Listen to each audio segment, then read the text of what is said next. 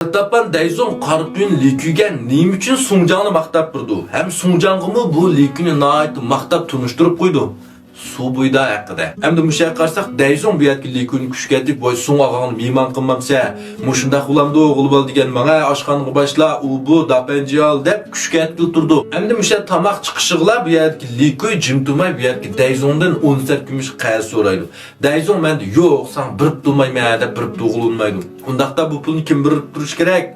Şifalık yağmur bo'lgankin şu Songjan birip duruş kerak. Endi bunun jamiyati shundaq nam bo'lgankin aldın sandım degan bu yerki Dayzon bu likuyni to'liq qayz birip turib, sirtdan olgan qayzlarini to'liq qaytirib surib, bu yerki likuyning bu qayz so'rishiga o'ylan bo'yib ketdi bu Dayzon. Shunga qarsanglar ma ishni chandumay bu yerki Songjanga atib qo'ydi. Ham bu yer nima deyotdi? Songjanga bu pul men birib dumdimamsa men bir dumaylı dedim, sen öz razılığınla bir tutdun, navat likuy pulunu qaytumsa, hergiz bana deme, bana beğenmedi de bu gepni dep şüme, dep bildirip atıdı. Hem de muş gepni desem, vay sen cık koylar tutsa, ya okumaytkense, oğu degen oğul valdaçılık, mertlik dep bitidiğalladın, nurgullar çıkışı mümkün. Hem siz bunu müşündak mertlik dep çoğunduduğallar bir, ma bir min koy pul durup durunlar, kaçan qaytırış neyi, üzen bilime, onu sormanlar bir, yanmay min koy bir durup pekinlar, oğul valdaçılığı, sen bilmeytkense dep durur valdıqallar, bana bir bildirip koysan lazım. Bir körüp bakay, aş oğul valdaçılık, aş mertlik degen onlarını bir his qıp bakay ben bunu.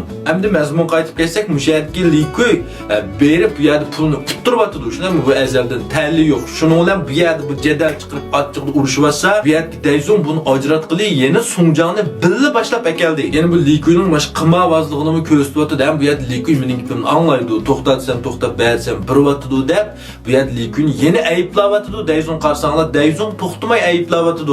Nimiş toxtumay ayıplaydı? Yel depirme. Endi sizlerning bu muşundaq bir qımavaz, yep yatıdığan, arıq içidiğan, pul tapmaydigan muşundaq bir dostunlar, bir tuqununglar olsa sizler qandaq qılsızlar. Endi bu yerki Dayzon, bu likuyni naayet tuyup ketdi men bayadım. Endi likuyni üzep qalgan.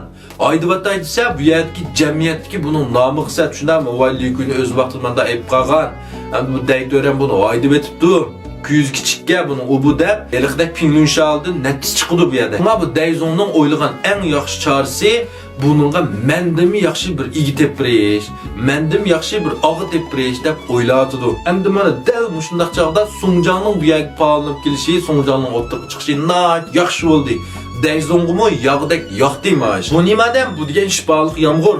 Bu şifalık yağmurgen dal muşundak kıldı. Bu ezelde müştü cemiyetteki muşundaklığa bir ağ olup, yarı yülek olup, pul vurup durup, yakşılık kıplam nam çıkargan şuna mı?